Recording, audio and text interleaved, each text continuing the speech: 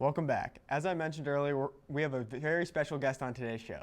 Joining us now by Zoom is Tyler Jones from 1320 KLWN.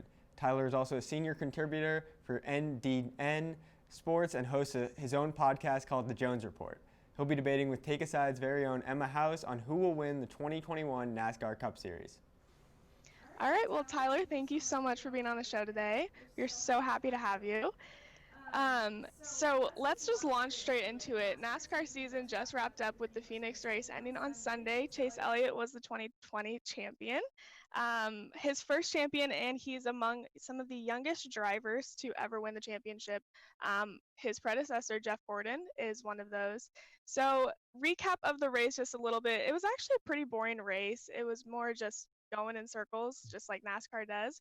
But if you're Chase Elliott, it was pretty exciting. And also, there was a lot of heartbreak following Martinsville with Kevin Harvick not making it, even though he was the regular series champion.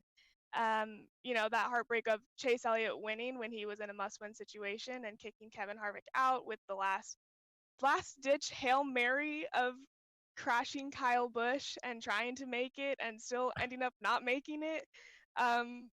But it was a pretty exciting season, pretty weird season with the little e-races that we have. There was some drama with Kyle Larson, um, being caught saying the N-word on a broadcast, not a NASCAR broadcast, but just one of the practices, and him being suspended from NASCAR. And then, is he coming back? Is he not coming back? And eventually, he is coming back. And so, kind of just an odd season, yet here we are with a champion.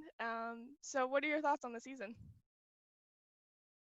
Well, I wanted to say first off, thanks for having me. And I intentionally wore my Clint Boyer shirt today to represent Emporia, Kansas. But yeah, looking back this past weekend, although Chase Elliott dominated the race for the most part, I think what you can say, what made it exciting was that the championship four all were up front, that they finished 1, 2, 3, 4, and any of those four had a chance to win the championship running up front. I think that was the best part of Sunday from a competition standpoint. But I look at Kevin Harvick as he was the guy to beat all season long, wins 9 races, dominated ever since they took away practice and qualifying when NASCAR returned from the pandemic. But then you fast forward to the way this season finished, he misses that final four. And I was feeling like, can you really crown a champion without Kevin Harvick being involved in the championship picture after being the guy to beat all season? But the way that Chase Elliott closed out this season to win 3 of the last 5 races, including those final 2 races, that's what NASCAR is looking for in a champion. Somebody that will go out there when it matters most to take advantage of doing what it takes to win a title on the biggest stage. And Chase Elliott did just that. Great run by him, finishes with 5 wins on the season, a well-deserved championship for Chase Elliott after what was just a wild NASCAR season. Certainly one that was unprecedented, the way that this one went, with midweek races to the shutdown to all that endured this season. It ended up being pretty successful. Yeah, I agree. I think it was a pretty exciting season, and I'm excited for next season. So talking about next season, I have a list of a couple of people who I think are going to be contenders. I'm assuming you have your list, have been formulating it for the whole season. Um, so we can just go back and forth, and you know, I have mine in no particular order. I don't know if you ordered yours, but I did want to special highlight Kyle Larson. Kyle Larson's coming back for Hendrick Motorsports is number 5. They are bringing back the number 5, and I it's a hit or miss with me with Kyle Larson because I don't personally, I'm not happy with him coming back just because I think with all the drama and everything, but um Sure. with professionally looking at it, I'm so excited that he's driving for Hendrick Motorsports. I think he's going to do great things with that team. Um, what are your thoughts on him?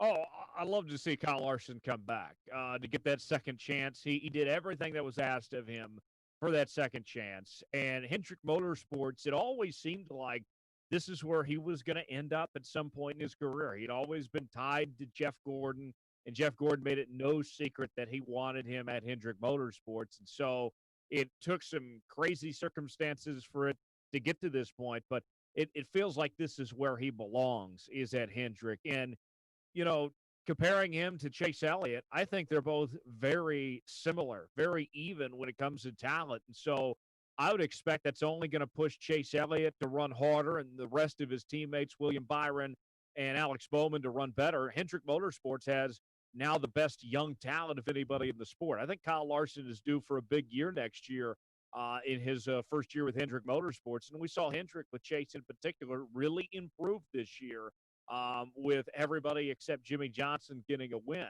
I also look at next year. Denny Hamlin is going to come hungrier than ever to get that title that he came up short again. More wins than anybody in the history of the sport without a championship. He's getting close. Kyle Busch is not going to be held to just one win again. Kyle Busch is as talented as anybody in NASCAR right now. I think that he's going to bounce back and have a nice year next year. Those guys are certainly the ones to watch for in 2020, or in 2021 rather. But I think that we're due for another exciting season of great racing, in particular with some of the changes that were made, highlighted specifically with Kyle Larson. They're moving to the 5-car. Now, I don't know if you agree with this statement, but I would say Christopher Bell is probably he's going to the 20 for JGR, and I think he's going to be kind of up there. I think we didn't really see him do a whole lot in the 95 this year, and I think we expected more, but I think with him moving to JGR and kicking Eric Jones out of the 20, basically, I think we're going to see a lot of spirit and fighting from him to kind of prove his place at JGR. And I also think Martin Truex Jr. might make a comeback. He only had one win this past season, but I think, he and Kyle Busch both had that string of bad luck, and I think that Martin is going to be able to get over that. Yeah, I think Martin will have a nice year as well. He had a first-year crew chief. Certainly that took some time to adapt after that successful run he had with Cole Pern as his crew chief for several years, winning a title and everything there. I would expect Martin Truex to bounce back and run really well. But in regards to Christopher Bell goes, first off, I didn't like them moving on from Eric Jones. Eric Jones had been in there 4 years, won 2 races, been to the playoffs 2 or 3 times. What more did they expect from him?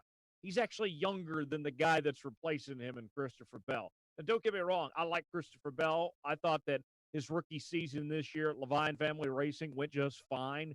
They don't have the resources that necessarily JGR does.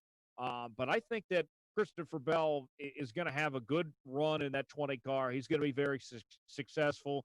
In fact, I would be surprised if Christopher Bell does not get into victory lane and makes the playoff next year. I think that he's got that type of talent that he brings over that 20 car. I'm excited to see what he does in that ride as well. But probably the most interesting change that everybody's looking forward to seeing in 2020 is what Bubba Wallace does in the 2311 racing team that's headed up by Michael Jordan and Denny Hamlin. This group, they're going to run Toyotas. They bought pretty much all of Levine Family Racing's stock cars from this past season. They're moving them over and running their operation there. Sponsorship is not an issue either. There's no reason to think that Bubba Wallace and his new team with Michael Jordan and company can't compete right away. I think it'll be interesting to see if he performs well or just the same as he did at 43. But I think it's definitely going to be an exciting season. I'm excited. I'm sure you're excited. And I think everybody is looking forward to the new changes that we have. But I did want to thank you one last time for coming on the show. And we're looking forward to working with you more. Hey, absolutely. Anytime, guys. Appreciate the work that you guys are doing, help representing KU and company, and always enjoy anytime we get to talk racing and motorsports. And should be a fun 2021. I'm excited for it. We're gonna have to wait another year on the new car, but based on the results that we saw of 2020 with the racing, how exciting it was, I think we're due for a great 2021 as well. On to Daytona. February will be here sooner than we know it, guys. Well, and we are going to throw it to break, and then we'll be right back.